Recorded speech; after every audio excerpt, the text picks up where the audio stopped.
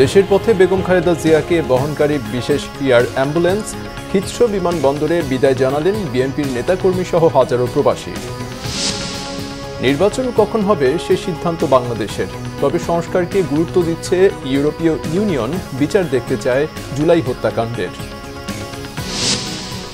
প্রধান উপদেষ্টার কাছে স্বাস্থ্য বিষয়ক সংস্কার কমিশনের রিপোর্ট পেশ, চিকিৎসকের ফি, টেস্ট ও অপারেশনের খরচ নির্ধারণ করে দেওয়ার সুপারিশ। সাংবাদিকদের নামে মামলা হয়রানিমূলক কিনা পর্যালোচনার আশ্বাস তথ্য উপদেষ্টার, বিগত আমলের সব মামলা প্রত্যাহারের দাবি সাংবাদিক নেতাদের। দেখছিলেন ক্রাউন সিমেন্ট সংবাদ শিরোনাম।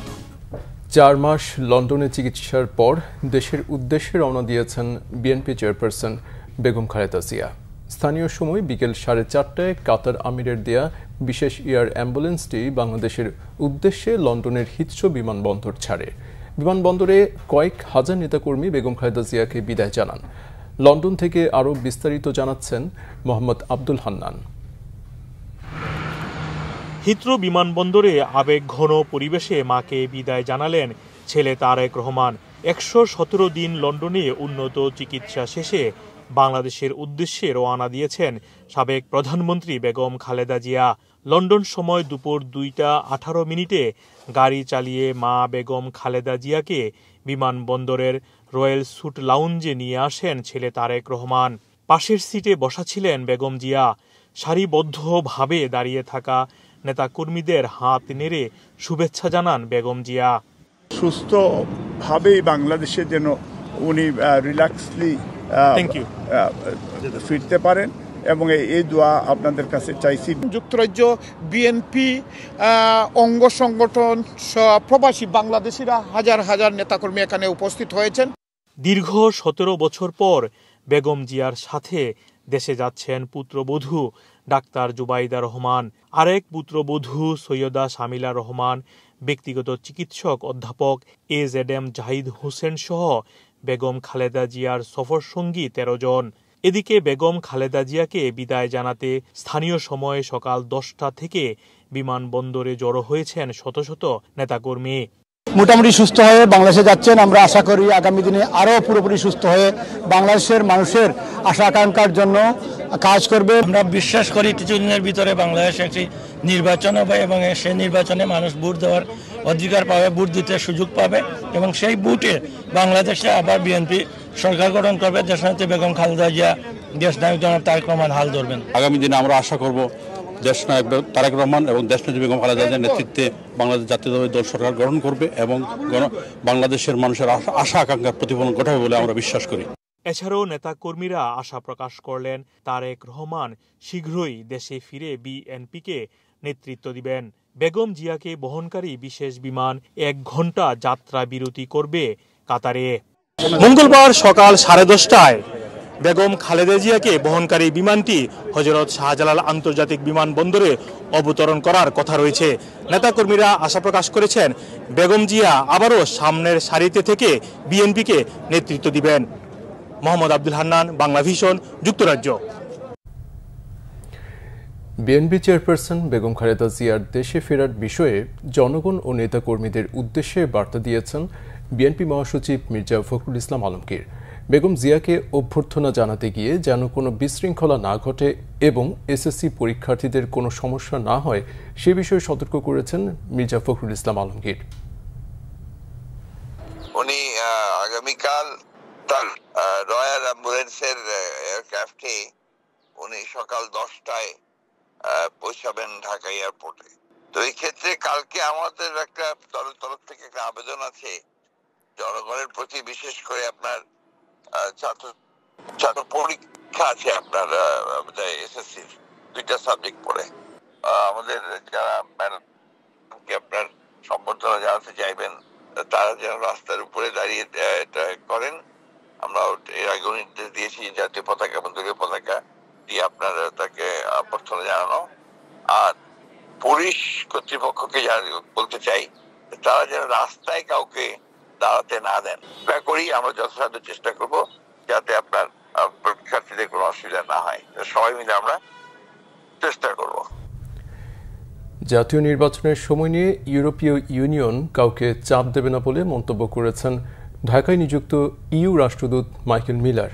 তিনি বলেন, জাতীয় নির্বাচন কখন হবে সে সিদ্ধান্ত বাংলাদেশের, তবে সংস্কারের বিষয়টি লক্ষ্য রাখবে ইইউ। ইউরোপীয় ইউনিয়ন জুলাই আগস্ট হত্যাকাণ্ডে জড়িতদের বিচার দেখতে চায় জানিয়ে তিনি বলেন, এই বিচার প্রক্রিয়া স্বচ্ছ হতে হবে। আহমেদ সরওয়ারের রিপোর্ট।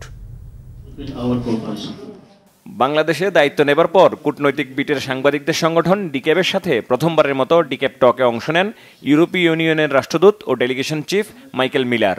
সোমবার জাতীয় প্রেস ক্লাবের ভিআইপি লাউঞ্জে এই অনুষ্ঠান হয়।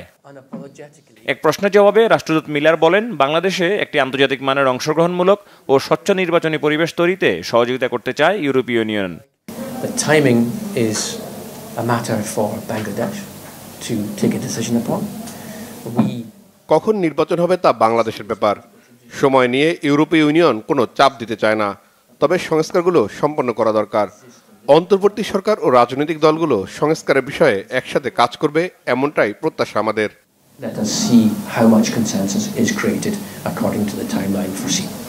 ইউরোপীয় দেশগুলোতে পাচার হওয়া অর্থ বাংলাদেশ ফেরত আনতে চাইলে যথাযথ তথ্য উপাত্ত নিয়ে যোগাযোগের পরামর্শ মিলারের। আরেক প্রশ্নের জবাবে তিনি বলেন, জুলাই আগস্ট হত্যায় দায়ীদের বিচার দেখতে চায় EU. Of course, support the work of the UN fact-finding mission. July গণ অভ্যুত্থানের সময় যে হত্যাকাণ্ড হয়েছে, যা জাতিসংঘের রিপোর্ট এসেছে, দায়ী প্রত্যেককে বিচারের কাঠগড়ায় দেখতে চায় ইউরোপীয় ইউনিয়ন, তবে তা হতে হবে স্বচ্ছতার সাথে।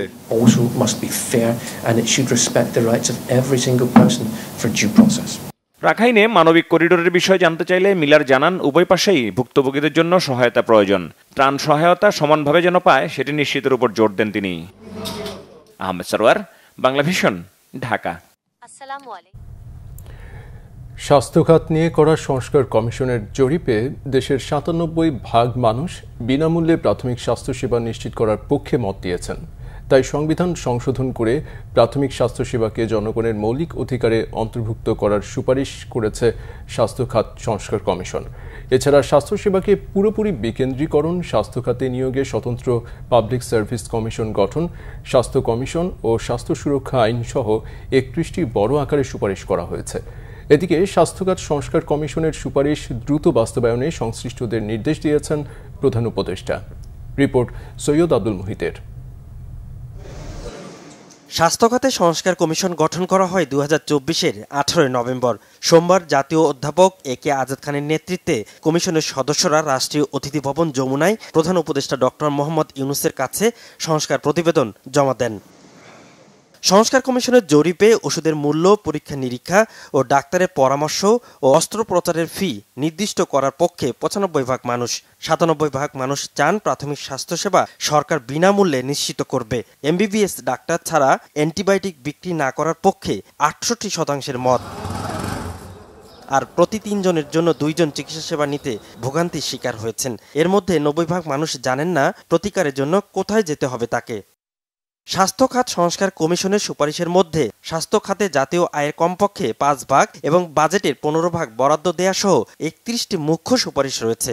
হাসপাতাল ও ক্লিনিকে সহিংসতা রোধে মেডিকেল পুলিশ নামে একটি শিক্ষিত বিশেষ ইউনিট গঠন, স্বাস্থ্যসেবাকে পুরোপুরি বিকেন্দ্রীকরণ, স্বাস্থ্য খাতে নিয়োগে স্বতন্ত্র পাবলিক সার্ভিস কমিশন গঠন, স্বাস্থ্যসেবায় মূল্য নিয়ন্ত্রণ, ওষুধের নমুনা বা উপহার নিষিদ্ধ, ওষুধের জেনেরিক নাম আগামী 5 বছরের মধ্যে 100% বাস্তবায়ন, জরুরি স্বাস্থ্যসেবাকে স্বীকৃতি দেয়া, ডিজিটাল স্বাস্থ্যসেবা গড়ে তোলা, স্বাস্থ্যসেবায় বেতন নির্ধারণ সহ স্বাস্থ্য সবার অধিকার প্রতিপাদ্যে আরও বেশ কিছু সুপারিশ তুলে ধরা হয়েছে সংবাদ সম্মেলনে।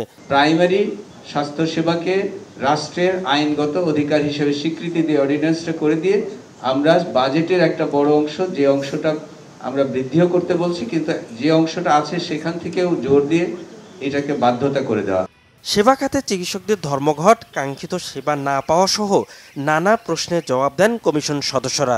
আননেসেসারি এথিক্যাল প্রমোশন না করতে পারে, এই জন্য জেনেরিক প্রেসক্রিপশন দিয়ে শুরু হবে, ধীরে ধীরে রিপ্লেসড হবে।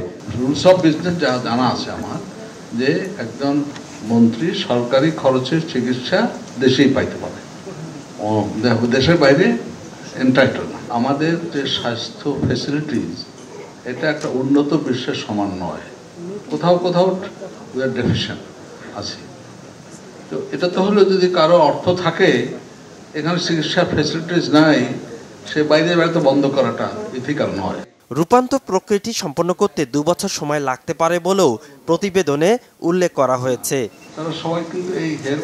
সৈয়দ আব্দুল মুহিত, বাংলা ভিশন, ঢাকা। কোনো সাংবাদিকের বিরুদ্ধে মামলা হলে তা হয়রানিমূলক কিনা তা পর্যালোচনা করা হবে, সেই সঙ্গে খুঁজে বের করা হবে ভুয়া সাংবাদিকদের, এমনটা জানিয়েছেন তথ্য সম্প্রচার উপদেষ্টা মাহফুজ আলম। বিগত সরকারের আমলে সাংবাদিকদের বিরুদ্ধে করা সব মামলা নির্বাহী আদেশে প্রত্যাহারের দাবি জানিয়েছেন সাংবাদিক নেতারা। অভিযোগ করেছেন ক্ষমতাচ্যুত আওয়ামী লীগ সরকারের আমলে 61 জন সাংবাদিক হত্যার শিকার হয়েছেন। বিস্তারিত মোবাশ্বির আহমেদের রিপোর্টে।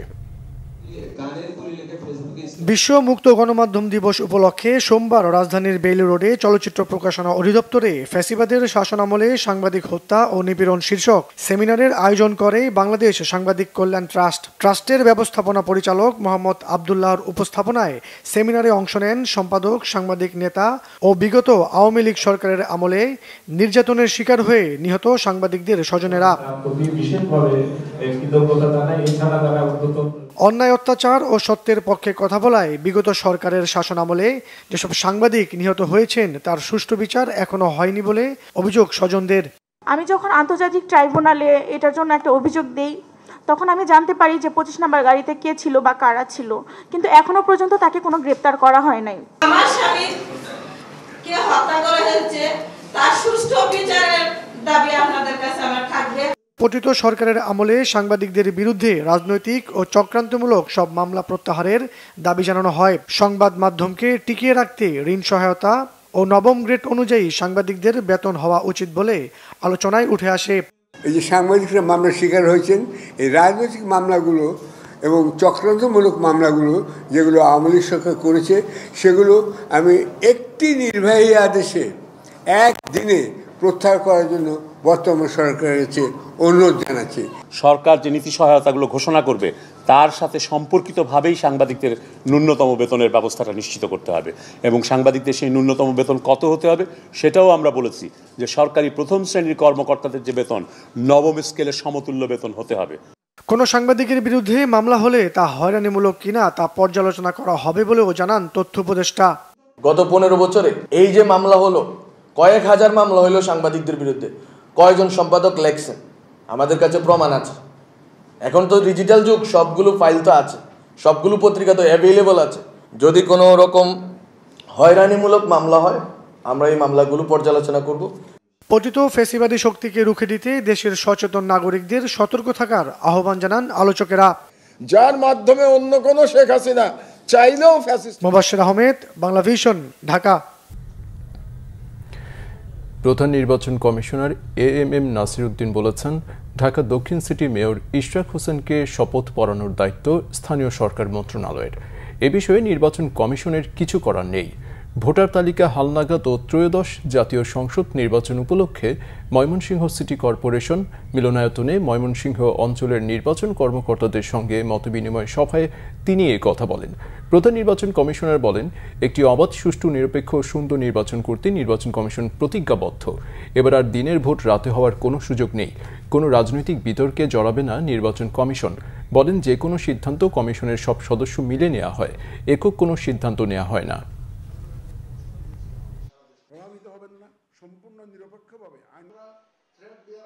ওই আইনি বাধ্যবাধকতা মেনে আমরা ওই 10ম দিনে আমরা সেই গ্যাজেটটা করে দিয়েছি। শপথ দেওয়ার দায়িত্বটা স্থানীয় সরকার মন্ত্রণালয়, ওনাদেরকে জিজ্ঞেস করেন, আমরা তো শপথ পড়ানোর কেউ না। আমার অফিসাররা ওয়াদা করেছেন, রমজান মাসের প্রথম দিনে হাত তুলে ওয়াদা করেছেন, তারা কারো দ্বারা প্রভাবিত হবেন না, সম্পূর্ণ নিরপেক্ষভাবে আইন কানুন মেনে তারা এই নির্বাচনটা পরিচালনা করবেন। এশিয়ান ডেভেলপমেন্ট ব্যাংক ADBর প্রেসিডেন্ট মাসাতো কেন্দা বলেছেন, এশিয়ার দেশগুলোর অর্থনৈতিক উন্নয়নকে আরও দ্রুত, বেগবান ও সহজ করাই তাদের মূল উদ্দেশ্য। প্রশান্ত মহাসাগরীয় অঞ্চলের দারিদ্র্য ও জলবায়ু পরিবর্তনের প্রভাব মোকাবিলায় একযোগে কাজ করার আহ্বান জানান তিনি। ইতালির মিলান থেকে আরও জানাচ্ছেন মুহিবুল্লাহ মহিব। ৬৮টি সদস্য দেশের গভর্নর ও ডেলিগেটদের নিয়ে দ্বিতীয় দিনের মতো চলছে এশিয়ান ডেভেলপমেন্ট ব্যাংক ADBর বার্ষিক সম্মেলন। ইতালির মিলান কনভেনশন সেন্টারে আয়োজিত সম্মেলনে আয়োজক দেশের নানা সংস্কৃতি ও ঐতিহ্য তুলে ধরেন সে দেশের সংস্কৃতি কর্মীরা। বিশ্বের বিভিন্ন দেশ থেকে আসা ডেলিগেটদের উদ্দেশ্যে বক্তব্য রাখেন এডিবির প্রেসিডেন্ট মাসাতো কেন্দা। খাদ্য পরিস্থিতির দুর্বলতায় জরুরি পদক্ষেপের অপর্যাপ্ততা, খরা, বন্যা মহামারীতে খাদ্য নিরাপত্তায় ব্যাঘাতের কারণে বিশ্বে লাখো মানুষ দারিদ্র্য ও অনাহারের দিকে ধাবিত হচ্ছে। এসব সমস্যা সমাধানে একযোগে কাজ করার আহ্বান জানান ADB president. We will work with governments, the private sector, the civil society and the partner institutions to secure we remain their most trusted partner. সমুদ্র পৃষ্ঠের উচ্চতা, পানির অপ্রতুলতা, অতিরিক্ত তাপমাত্রা আর বৈরী আবহাওয়া বর্তমান বিশ্বের বড় চ্যালেঞ্জ বলে উল্লেখ করেন তিনি। There, I listened to fisher families who are embracing sustainable practices to revitalize marine ecosystem while strengthening their livelihood. I saw our contribution at the high school where ADB is providing modern labs and comprehensive teacher training to give students the science and technology skills Cambodia needs to thrive. সবাই মিলে ঐক্যবদ্ধভাবে এগিয়ে গেলে প্রাকৃতিক ও মানব সৃষ্ট সকল দুর্যোগ একসাথে মোকাবেলা করা সম্ভব বলেও মনে করেন বক্তারা। পৃথিবীর ৬৮টি দেশের অংশগ্রহণে শুরু হয়েছে এশিয়ান ডেভেলপমেন্ট ব্যাংক এডিবির ৫৮তম বার্ষিক সম্মেলন। এই সম্মেলনের দ্বিতীয় দিনের শুরুতেই বক্তব্য রেখেছেন প্রতিষ্ঠানটির প্রেসিডেন্ট। তিনি বলেছেন, বৈশ্বিক জলবায়ু পরিবর্তনের পাশাপাশি যেসব প্রাকৃতিক দুর্যোগ রয়েছে এইসব দুর্যোগ মোকাবেলায় পৃথিবীর সকল মানুষকে একযোগে এগিয়ে আসতে হবে। তাহলেই আগামীর পৃথিবী হবে নতুন প্রজন্মের জন্য নিরাপদ এবং আধুনিক এক পৃথিবী। Muhibullah Muhib, Bangla vision, Milan, Italy. Fire সার্ভিসের প্রায় ১ ঘন্টার চেষ্টায় নিয়ন্ত্রণে আসে রাজধানীর বেইলি রোডে ক্যাপিটাল সিরাজ সেন্টার শপিং মলের আগুন। অল্পের জন্য রক্ষা পেয়েছে শতাধিক মানুষের প্রাণ। ভবনটিতে অগ্নি নির্বাপনের সরঞ্জাম থাকলেও ছিল না আগুন নেভানোর মতো দক্ষ জনবল। ফায়ার সার্ভিস বলছে, বেজমেন্টের জেনারেটর থেকে আগুনের সূত্রপাত হতে পারে। গাড়ির গ্যারেজের জায়গায় সিলিন্ডার ও জেনারেটর রাখা ছিল। বিস্তারিত জানাচ্ছেন জিয়া খান। ১৪ মাসের ব্যবধানে আবারও অগ্নিকাণ্ড বেইলি রোডে। এবারের অগ্নিকাণ্ডের স্থল capital Siraj centre shopping mall. সোমবার সন্ধ্যা ৬:৪০-এর দিকে সূত্রপাত হওয়া আগুন ১ ঘন্টার ব্যবধানে নিয়ন্ত্রণে আনে ফায়ার সার্ভিস। বেসমেন্টে লাগা আগুনের ধোঁয়া মুহূর্তে ছড়িয়ে পড়ে ১৫ তলা ভবনটিতে। বাণিজ্যিক ও আবাসিক ভবনটিতে থাকা শতাধিক মানুষ আতঙ্কে ভবনের ছাদে উঠে যান।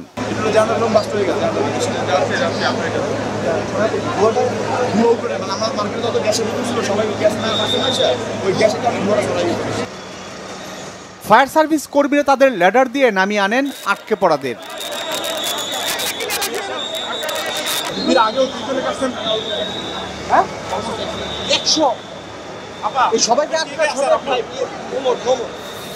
ভবনটিতে আগুন লাগার কারণ ও অগ্নি নির্বাপন ব্যবস্থা পর্যাপ্ত আছে কিনা তা তদন্ত করে দেখার কথা বলেন ফায়ার সার্ভিস।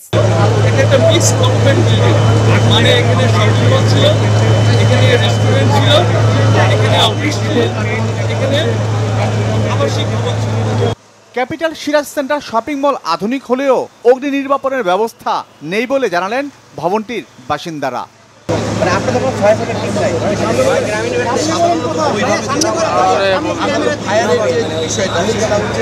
আমরা তো ফায়ার সার্ভিসের উপরই আমরা সারা বাংলাদেশের সব লোক কোনো বিল্ডিংয়ে ফায়ার সার্ভিসের ইউনিটের জন্য যে ব্যবস্থা নেওয়ার দরকার সেটা রাজুকের।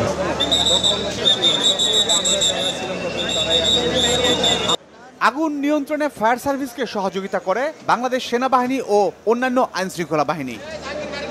জিয়া খান, বাংলা ভিশন, ঢাকা।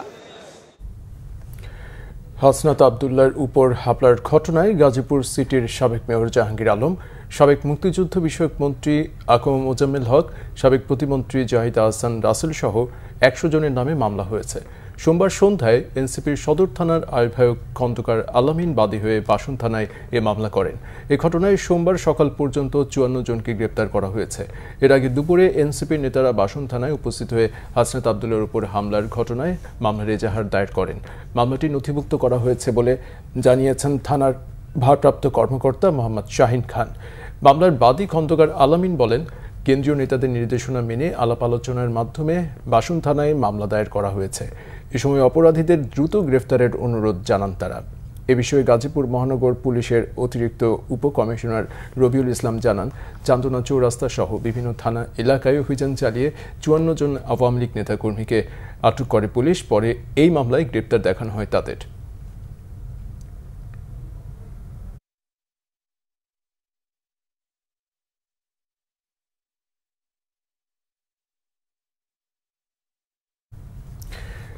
কর্মবিরতি অব্যাহত রেখেছেন খুলনা প্রকৌশল ও প্রযুক্তি বিশ্ববিদ্যালয়ে কুয়েটের শিক্ষকরা। শিক্ষক লাঞ্ছনাকারীদের বিচার সহ ৫ দফা দাবিতে তারা ৭ দিনের আলটিমেটাম দিয়েছেন। দাবি না মানলে ক্লাস বর্জনের পাশাপাশি প্রশাসনিক কাজে অসহযোগিতার হুঁশিয়ারি দিয়েছেন শিক্ষকরা। বিশ্ববিদ্যালয় শিক্ষক সমিতির ডাকা এই কর্মবিরতিতে একাডেমিক কার্যক্রমে অচলাবস্থা চলছে। কর্মবিরতির দ্বিতীয় দিনে কোনো ক্লাস বা পরীক্ষা হয়নি। বিশৃঙ্খলা সৃষ্টিকারী এবং শিক্ষক লাঞ্ছিতের সাথে জড়িতদের বিচারের দাবিতে অনড় শিক্ষকরা। এর আগে সকালে শিক্ষার্থীদের সঙ্গে বৈঠক করেন নবনিযুক্ত ভিসি অধ্যাপক ডক্টর মোহাম্মদ হযরত আলী। সকাল 10টায় বিশ্ববিদ্যালয়ের অডিটোরিয়ামে এ সভা হয়। সভায় সকল বিভাগের ডিন, ছাত্র কল্যাণ পরিচালক ও রেজিস্ট্রার উপস্থিত ছিলেন। চট্টগ্রাম নগরীর মাদারবাড়িতে একটি নির্মাণাধীন ভবনের নিচে খনন করতে গিয়ে পরিত্যক্ত অবস্থায় 6টি মর্টার শেল উদ্ধার করা হয়েছে। সোমবার বিকেলে সদরঘাট থানাধীন পূর্ব মাদারবাড়ি রাবিয়া ওয়ার্কশপ সংলগ্ন নির্মাণাধীন ভবনের নিচ থেকে এসব মর্টার শেল উদ্ধার করা হয়। সদরঘাট থানার ওসি রমিজ আহমেদ জানান, নির্মাণাধীন ভবনটির পাইলিংয়ের কাজ চলছিল। এ সময় মাটি তুলতে গিয়ে বোমা সদৃশ্য 6টি বস্তু দেখতে পান নির্মাণ শ্রমিকরা। পরে স্থানীয়রা পুলিশকে খবর দিলে সেগুলো উদ্ধার করা হয়। উদ্ধার মর্টার শেলগুলো মুক্তিযুদ্ধের সময়কার বলে ধারণা করা হচ্ছে। মর্টার শেলগুলো পরীক্ষা নিরীক্ষা করার পর পরবর্তী পদক্ষেপ নেওয়া হবে বলে জানিয়েছে পুলিশ। আমরা সংবাদ শেষ করব ক্রাউন সিমেন্ট শিরোনামগুলো আরেকবার জানিয়ে দিয়ে। দেশের পথে বেগম খালেদা জিয়াকে বহনকারী বিশেষ এয়ার অ্যাম্বুলেন্স হিথ্রো বিমানবন্দরে বিদায় জানালেন বিএনপির নেতাকর্মী সহ হাজারো প্রবাসী।